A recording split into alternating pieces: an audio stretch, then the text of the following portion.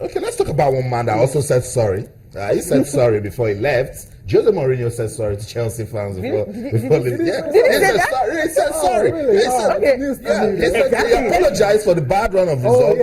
That's sorry also. He apologized, but Chelsea, they're trying to, look beyond Jose Mourinho, and then they've looked at us like, come on, who's better than Antonio Conte? So the Italian will take over at Stamford Bridge after the Euros. Ty, I'll talk to you. You seem to have some likeness for Chelsea, and I don't know, Antonio Conte, can he deal with the politics, the media? Is your blood bleeding? Some pressure. We'll find out because let's get straight. In terms of availability, in terms of records, Antonio Conte seems to be the right guy, seems to be the outstanding candidate for this job. Now. But then, in terms of actually dealing with a club like Chelsea, where there's so much short-termism associated with the club ever since Roman Abramovich took over, that's another different kettle of fish, entirely different ball of game entirely. So we'll find out if he can actually cope with all the politics in the side, especially when he's going to have to work with a sports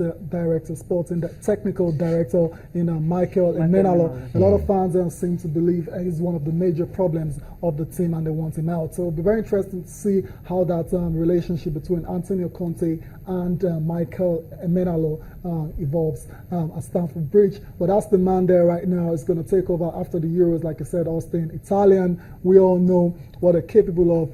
Italy, they've produced some really good coaches in the past. We have Claudio Ranieri doing great things with Leicester right now, Carlo Ancelotti, Roberto Mancini. These are all guys that have coached Chelsea before. Exactly, and they've won titles in the Premier League. Anyways, 46 years old, so still pretty young for a manager.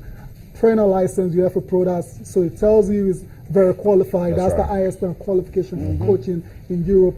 That's the formation. That part is where I was going to tell it's going to be a bit dicey and complicated because that's what he uses most of the times. And coming to England to use this particular formation, I don't think, Sissy and Austin, you've seen this formation actually work to great effect in the Premier League. I haven't seen it.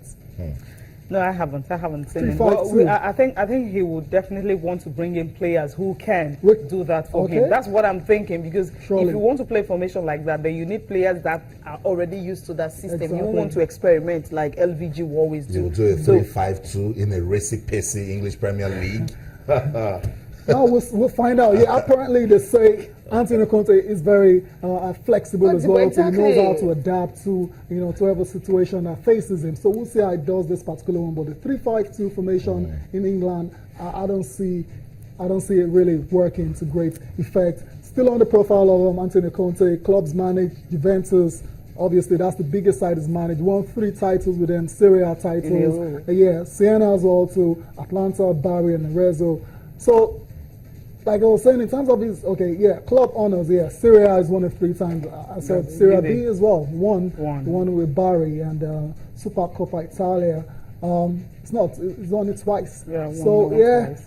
In terms of profile, if you compare him with a Jose Mourinho, obviously they're not exactly on the same level. But he has managed the national team. That's another one you have to but also he's managing the national team right now. But then you can't really look a lot into that because he's coming to manage on a day-by-day basis in England right now. So it's different from the national team where it's just 1s and 3s. The boy's a very good manager, there's no doubt about it. But let's see if he can actually work well. We always talk about Pep Guardiola coming to England and he's going to see that it is different in the Premier League. Same goes for this guy as well too. He's won the Serie A, but still Serie A is not as competitive as even the Spanish La Liga.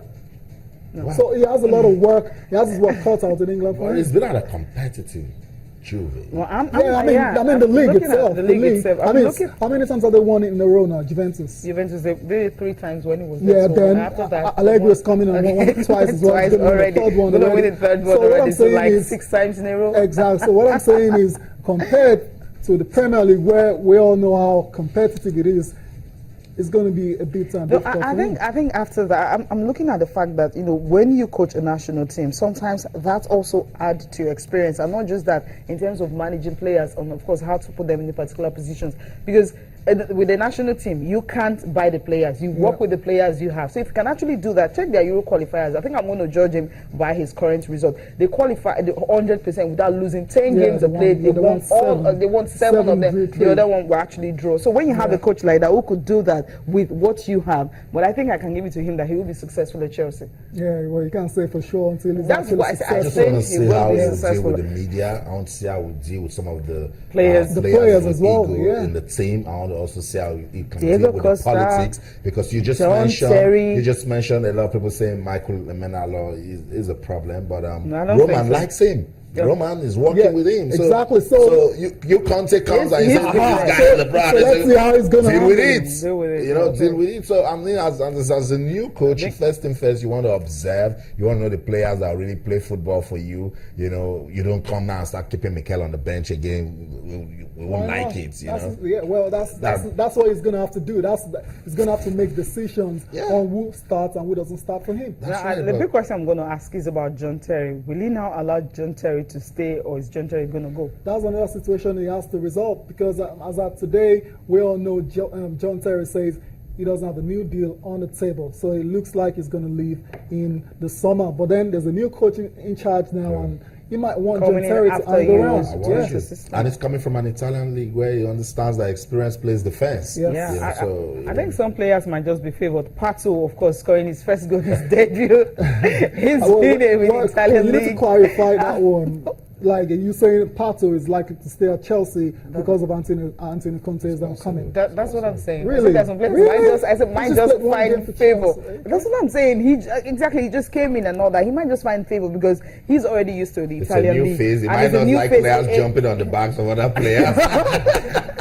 Come on, if you check the way, when they're training, I mean, I was watching, before Italy played Germany, when they were beating black, blue, and yellow 4-1 and all that, I was watching their training. I saw the way he was actually interacting with the players. You wouldn't even know the difference between him and Buffon. They wore the same. They weren't dressed like they were in training. They wore suits. They were just gisting and all that. So it's like he was with him. So I think he has this synergy with most of his players. That also he can bring to Chelsea. When you have synergy with players, it helps you when you're actually doing a whole lot of stuff.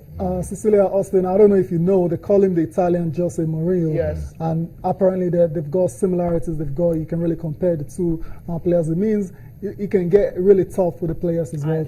And friendship is also there. Yeah, that's what he does. So the players, they have their own part to play as well. So as far as I'm concerned, I think he's got to really, I'm not saying a total overhaul, but then he has to really bring in some of his own players to work with him. There be names out there already, and I don't know. We'll see.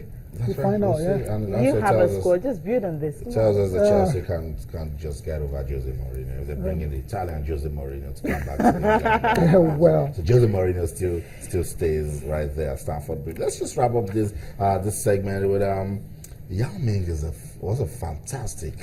Extraordinary, phenomenal basketballer. 7'6".